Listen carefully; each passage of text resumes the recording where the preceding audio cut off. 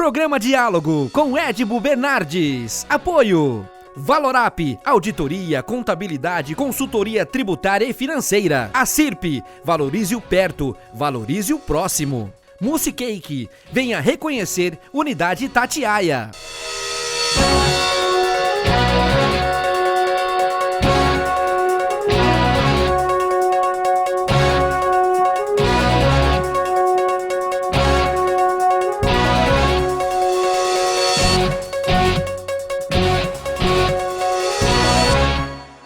Olá, estamos iniciando mais um diálogo recebendo a ilustre figura do Fernando Haddad, ex-ministro da Educação, prefeito de São Paulo.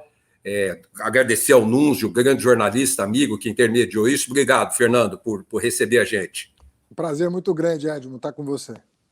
Fernando, eu conversei com a Gleisi Hoffmann o ano passado e ela havia feito um balanço para mim que o PT levou uma porrada enorme, né? Alguns dizem merecida, outros imerecidas, mas, enfim, não estou no mérito judicial, esse programa não é judicial, podemos abordar assuntos judiciais, mas não é judicial. E ela disse, nós em 2016 tivemos uma boa recuperação. 2018. 2016 nós fomos bem, 2018 tivemos uma boa recuperação e 2020 teve uma caidinha na eleição municipal. Era esperado isso, Fernando? Não, na verdade não. Nós esperávamos que aquele susto de 16, que foi o pior momento da história do PT, foi 2016. Nós perdemos 60% dos votos do PT na comparação com 2012. Ou seja, 2016 nós atingimos o pior patamar depois de muitos anos, né? Antes da presidência do Lula em 2002. Então nós tivemos um retrocesso muito grande. 2018 foi um alento, porque o PT passou para o segundo turno, mesmo nas condições conhecidas, né? Com o Lula fora da disputa, sem poder fazer campanha, né? Impedido, né, pelo Sérgio Moro de fazer campanha, lá em Curitiba. Eu o substituí faltando 3 semanas para a eleição, fui para o segundo turno e fez 45% dos votos no segundo turno. Em 2020, nós esperávamos que a gente fosse recuperar terreno, e isso não aconteceu. E, na minha opinião, não aconteceu, por incrível que pareça, porque nós conseguimos aprovar o auxílio emergencial no Congresso Nacional. O auxílio emergencial que a oposição aprovou contra as pretensões do governo acabou sendo um alento para o próprio governo e deu um respiro para a sociedade, razão pela qual, na minha opinião, os partidos aliados ao Bolsonaro foram os que mais cresceram. O PT ficou praticamente do mesmo tamanho, de 16, o que não foi um bom resultado, e quem perdeu muito foi a centro-direita. PSDB perdeu muito e PSB perdeu muito na eleição de 2020. Quem saiu mais fortalecido foram os partidos da base de sustentação do Bolsonaro. Basicamente, o Centrão é que cresceu em 2020. Nós esperávamos que fôssemos recuperar terreno. Inclusive, houve eu acho até tardia, né? Porque muitas figuras, lideranças do Partido dos Trabalhadores foram impactadas durante todo o processo, né? Todo o imbróglio judicial que envolveu, muitas lideranças do PT foram impactadas e acabou quase que, se não é você, ia ficar meio sem pé nem cabeça para salvar a lavoura naquela hora. Ribeirão Preto e Franca, aqui do lado, tiveram 2 lideranças novas políticas e que, de certa forma, foram bem na eleição. Né? O menino em Franca, ele é novinho, ele teve 14% no primeiro turno, lá na cidade de Franca, extremamente tradicional, e aqui em Ribeirão Preto, o ex-promotor parece que teve 8%. Quer dizer, houve o lançamento dessas novas lideranças também. Sim, a gente está procurando renovar. As bancadas de vereadores demonstram a chegada de uma moçada nova, aliás, muito mais representativa do verdadeiro Brasil, mais mulheres, mais negros. Enfim, tem uma galera chegando nova, sobretudo no interior do país. Muita gente nova saída aqui da em universidade. Aqui? Isso aí é mais ou menos essa geração que chegou à universidade, uma geração vinda das camadas populares, porque o pai não tinha diploma, a mãe não tinha diploma, e, de repente, esses meninos e meninas chegaram à universidade por vários caminhos, o SISU, o ProUni, o FIES, e hoje estão devolvendo para o país aquilo que conquistaram, que foi o direito de alcançar os níveis mais elevados da educação. Eu acho que o Brasil está predestinado a mudar com essa nova geração universitária, porque a primeira geração, Edmo, vinda dos rincões do país, é a primeira geração universitária que representa o Brasil na sua integralidade. O preto, o pobre, o filho do trabalhador, o filho do pedreiro, chegaram à universidade. E você sabe que todos os historiadores mais renomados do mundo atestam um fenômeno comum às nações desenvolvidas, que é o momento em que o pobre chega à universidade. Aí eles falam, aí a nação se constitui. Quer dizer, esse sentimento nacional, ele se constitui nesse momento, o encontro do pobre com os níveis mais elevados da educação nacional. Aí você tem realmente o conceito de nação forjado pela história. Bom, o Lula já te jogou no caldeirão, né? Já jogou para variar, né? Já jogou no ventilador. Mas, enfim, se você aceitar e for pré-candidato e candidato à presidência em 2022, o ano que vem, eu acho que você tem um saldo muito interessante, porque você começa de última hora e do nada e chega de 55 a 45 no segundo turno, com facada, com fuga de debate, com um monte de coisa, com a guerrilha jurídica contra o Partido dos Trabalhadores, né? Eu acho que nem eu acreditava que aquela altura do campeonato pudesse ser 55 a 45. Eu imaginava logo 65 a 35, 70 a 30. Eu acho que esse saldo que ficou, eu acho que é muito interessante para você. Edmund, eu acho que a situação está mudando. Primeiro, o Bolsonaro também era desconhecido da população e vendeu uma imagem que não está correspondendo ao governo. Em segundo, essa perseguição ao Lula, sobretudo, né? Eu não vou dizer que tudo é perseguição, porque não é. Né? Tem muito empresário corrupto no Brasil, teve diretores da Petrobras que se deixaram corromper pelo dinheiro desses empresários.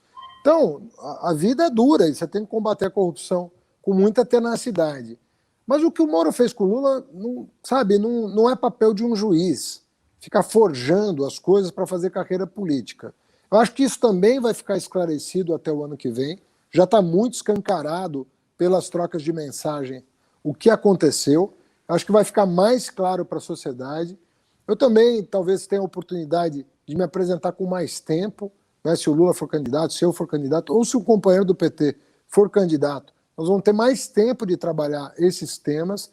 A crise é muito severa, mas a gente tem um legado para o país e a gente demonstrou uma capacidade de superar crises passadas muito grande. Então, eu acho que nós vamos chegar com uma capacidade de resposta muito grande à situação atual.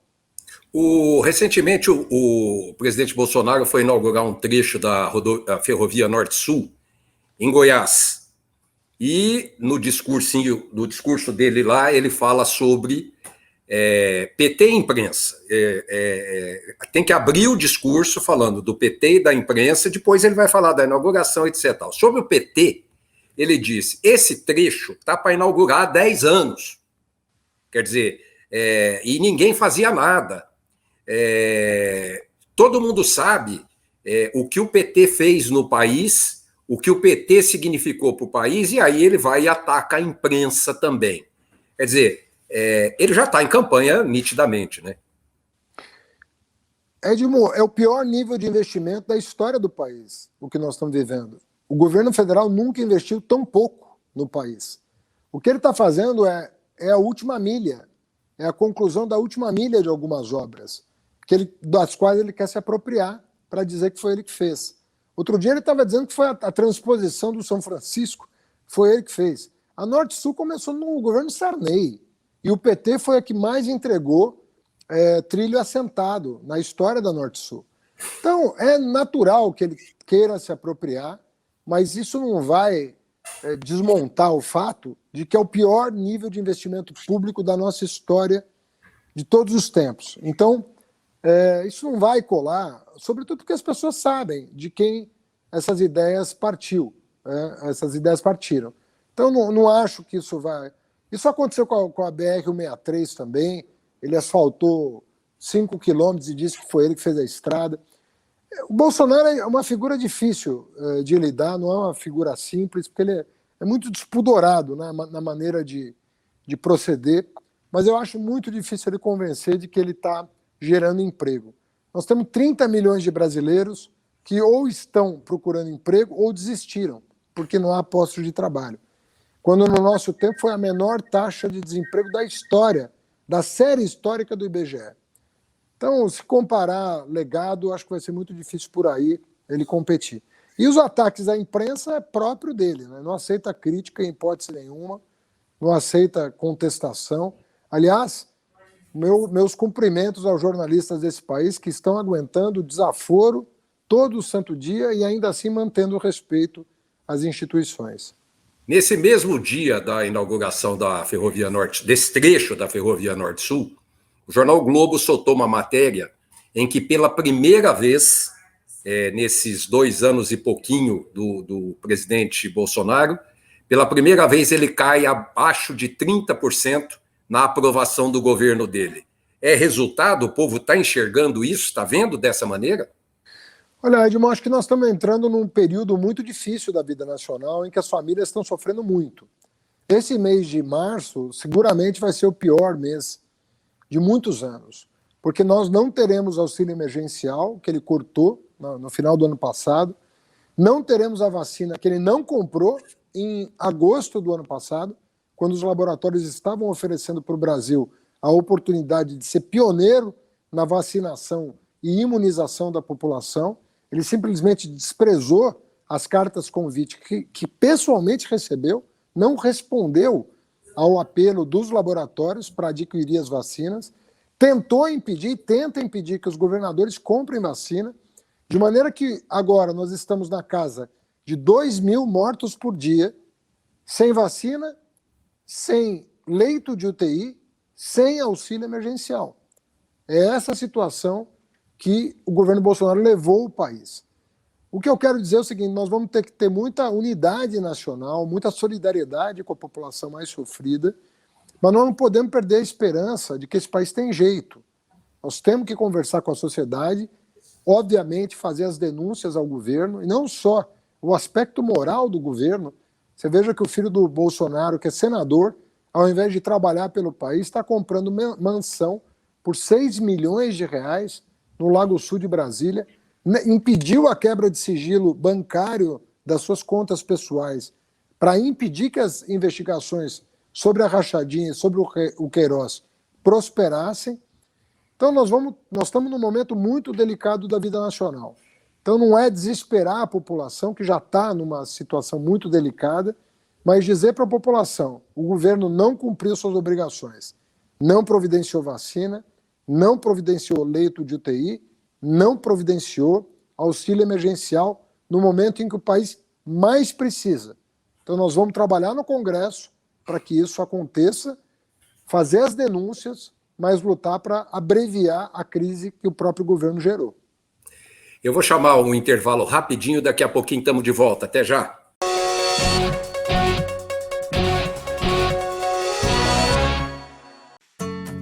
Hoje eu quero aquela brusqueta de pepperoni.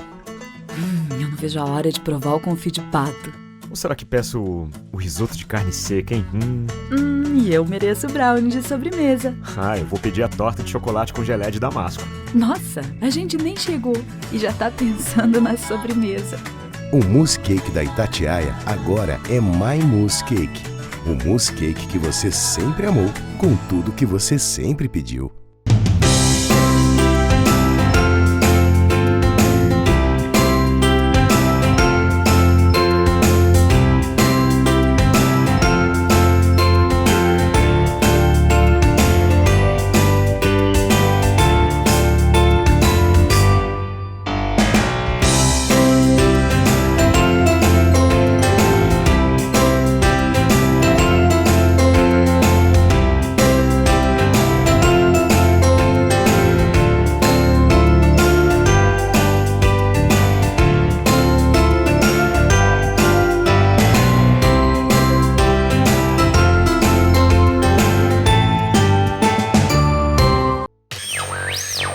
1924.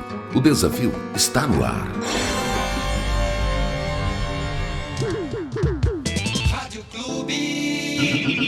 Liderança total. Valorize o perto, valorize o próximo. Nós, empresários e comerciantes, nos reinventamos, nos desdobramos, juntamos força e criatividade para permanecer perto em um momento tão importante. Valorize aqueles que continuam ao seu lado, servindo, garantindo que você sempre esteja abastecido de cuidado e carinho em momentos como este. Valorize o comércio local. Ele depende de você. Realização: Associação Comercial e Industrial de Ribeirão Preto. Trabalhando para que todos possamos superar esses momentos difíceis. Voltamos a apresentar Diálogo, Apoio, Valorap, Acirp, Musicake. Estamos de volta com o segundo bloco do programa, recebendo o professor Dr. Fernando Haddad. As pessoas não sabem, Fernando, você, além de professor, é advogado e quase virou dentista. Que história é essa, que você quase virou dentista no Canadá? Não, isso é minha esposa que é dentista. Ah, tá. Eu sou advogado, mestre em economia e doutor em filosofia. Eu vi alguma coisa. Eu falei, porra, eu não sabia que ele estava querendo CDA, mas é sua esposa, então tá bom. A minha esposa é odontopediatra e professora da Universidade de São Paulo também.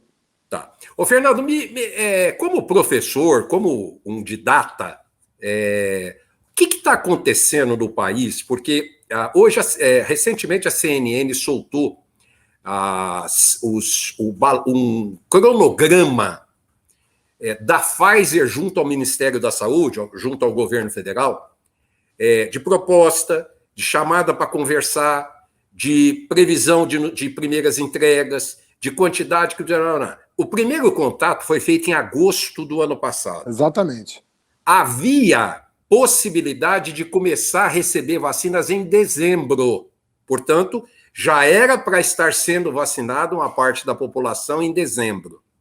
O que aconteceu? Você que esteve lá no Ministério, em Brasília, mas não no da Saúde, na Educação. O que aconteceu no Ministério da Saúde? Claro, Mandetta, o outro lá que eu não lembro o nome dele, que parecia que estava dormindo, e esse general especialista em logística. O que aconteceu que fugiu da mão, não quiseram vacinar, não quiseram salvar, não entenderam o que estava acontecendo? Olha, eu acredito que o Bolsonaro ainda não saiba o que está acontecendo, porque ele continua insistindo em tratamentos que não existem, ineficazes, ele continua falando de cloroquina, agora ele está atrás de um spray nasal de origem israelense, ou seja, ele continua investindo naquilo que não tem eficácia e, de forma impressionante, combatendo aquilo que comprovadamente tem eficácia, que é o uso da máscara e o distanciamento social. Você, com a máscara, mantendo 1,5 metro de distância, você não se contamina, com uma máscara boa, adequada, né, que não passe o ar. E a vacina. E ele continua combatendo. Não sei se você lembra das declarações dele sobre os efeitos colaterais da vacina. Você vê que milhões de pessoas no mundo já tomaram a vacina, não aconteceu absolutamente nada, ao contrário. O número de óbitos no mundo está caindo drasticamente em função da vacinação. Não há efeitos colaterais comprovados, né? São pouquíssimos os casos em que há alguma... E o que mata é a falta de vacina. E você registra bem, desde agosto os laboratórios, e veja que é uma concessão dos laboratórios ao Brasil, pela importância do Brasil. São 200 países querendo comprar vacina. E só 5 ou 6 laboratórios produzindo. Quer dizer, o natural seria o país entrar em contato com os laboratórios e manifestar interesse. Não. O Bolsonaro não só não fez isso, como não respondeu às cartas endereçadas ao Brasil pelos laboratórios. Então, é uma coisa que realmente não tem paralelo. Hoje, o mundo se preocupa com o Brasil e eu explico por quê. Porque se o Brasil continuar agindo dessa maneira, nós vamos ser uma espécie de covidário do mundo.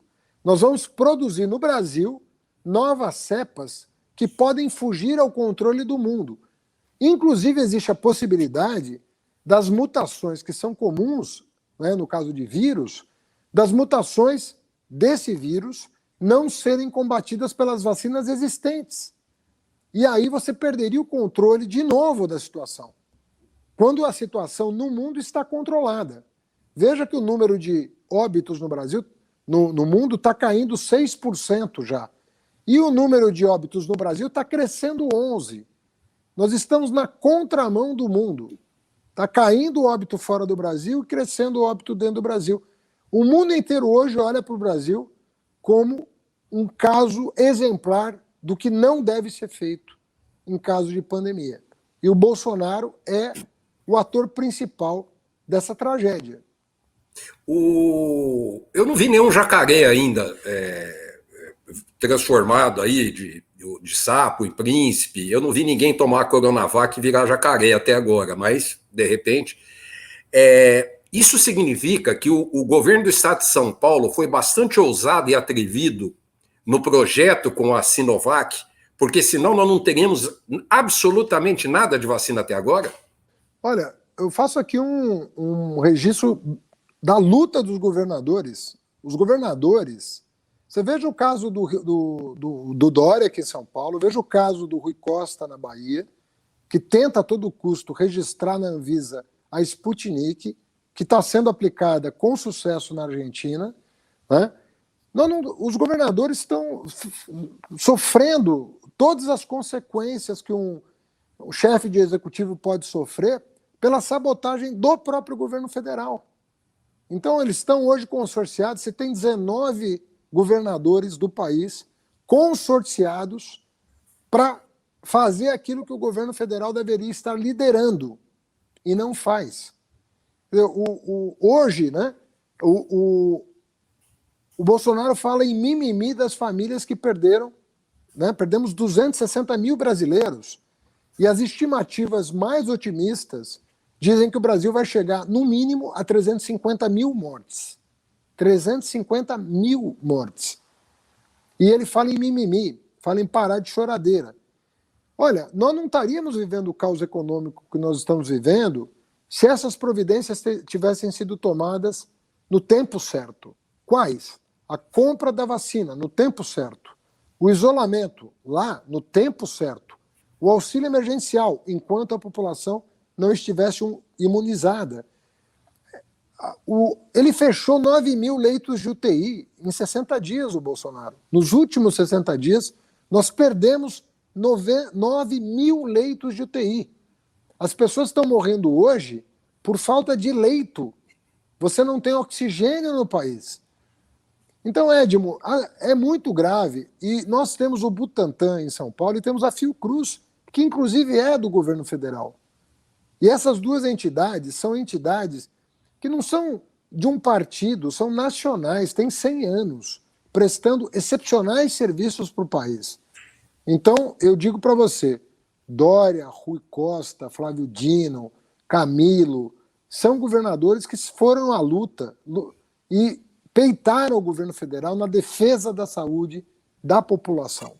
Tirando o Camilo dessa relação que você fez, o Rui Costa, o Flávio e o Dória foram peitar o governo do Supremo Tribunal Federal para poder receber o dinheiro para poder abrir novos leitos. E agora peitando para receber vacinas e seringas e agulhas. Quando que nós imaginávamos que um governador tivesse que recorrer à justiça para cumprir a sua obrigação de imunizar a população? Isso é inimaginável. O pacto federativo foi rompido pelo governo federal. E isso é muito grave. Nós somos uma federação e a federação é cláusula pétrea da Constituição. Significa dizer que é um princípio constitucional que ninguém pode desafiar. E o Bolsonaro desafia os governadores e prefeitos a todo momento, querendo se livrar de responsabilidades que são exclusivas dele, inclusive. Porque o Plano Nacional de Imunização, como o próprio nome diz, é federal. Ele é um plano nacional. Ele não pode ser feito isoladamente, porque senão você perde o controle, inclusive, dos registros de quem está imunizado e quem não está. Os acontecimentos na iniciativa privada e no setor público sempre são bastante diferentes os procedimentos, em qualquer sentido, né? A coisa funciona de maneiras separadas e diferentes. Se uma pessoa, um líder, fizesse o que o presidente está fazendo com a saúde na iniciativa privada, ele já não era mais CEO, ele não era presidente, ele não era absolutamente mais nada, ele já tinha sido destituído pelos acionistas ou por quem quer que seja. Por que essa qualificação e por que não se anda na política com uma coisa que pudesse confrontar e acelerar e diminuir esse número de mortes que está acontecendo? Olha, Edmundo, na verdade, as projeções eram muito ruins desde o início da pandemia. Mas eu me lembro muito bem de uma delas que dizia o seguinte: se o Brasil fizer tudo o que precisa ser feito, tudo que um governo precisa fazer, o Brasil deve perder 70 mil brasileiros. Ou seja, era grave, é muito virulenta essa praga, mas se tudo fosse bem conduzido, nós teríamos 70 mil óbitos, o que já seria um número exorbitante. Imagina, 70 mil pessoas. Como nós não fizemos nada direito, absolutamente nada direito, pelo contrário, nós batemos cabeça, né? O Bolsonaro bateu cabeça com o país o tempo todo, a projeção agora otimista é de 350 mil óbitos, 5 vezes mais. Essa multiplicação de mortes se deve à condução federal, não há dúvida disso, porque foi um enfrentamento ao país direto por parte do Bolsonaro. Por isso que as pessoas falam que os 280 mil mortos a mais que nós teremos é de responsabilidade do Bolsonaro. Você pegar países da Ásia que se conduziram muito bem, você teve um número mínimo de mortes. Eu não quero nem tomá-los como exemplo, que seria até uma covardia com o governo brasileiro. Mas se nós fizéssemos a lição de casa, nós não estaríamos nessa situação. Isso eu posso te assegurar. E eu repito, leito de UTI, auxílio emergencial e vacina era o mínimo da obrigação, o mínimo. E promoção da máscara e do distanciamento social. Não precisava mais do que isso para nós termos salvado milhares e milhares de brasileiros, dezenas, talvez centenas de milhares de brasileiros. E isso não foi feito. Agora, como você disse, em qualquer lugar do mundo, o Bolsonaro estaria em maus lençóis. Você viu o que aconteceu com o Trump. O Trump perdeu a eleição para o Biden, a eleição estava ganha. O Trump estava com a eleição ganha. Agiu como o Bolsonaro, foi punido nas urnas. Não houve impeachment lá, mas ele foi derrotado. E ainda assim, depois de derrotado, tentou criar quase uma insurreição no país, com algumas mortes, inclusive, dentro do Congresso, do Capitólio americano. Né? Para você ver o tipo de político que às vezes ameaça uma democracia tão robusta quanto a americana. Você imagina no Brasil, onde a democracia não é tão sólida quanto nos Estados Unidos. Então ele é uma ameaça real ao país. Fernando, chegamos ao final do programa, muito obrigado.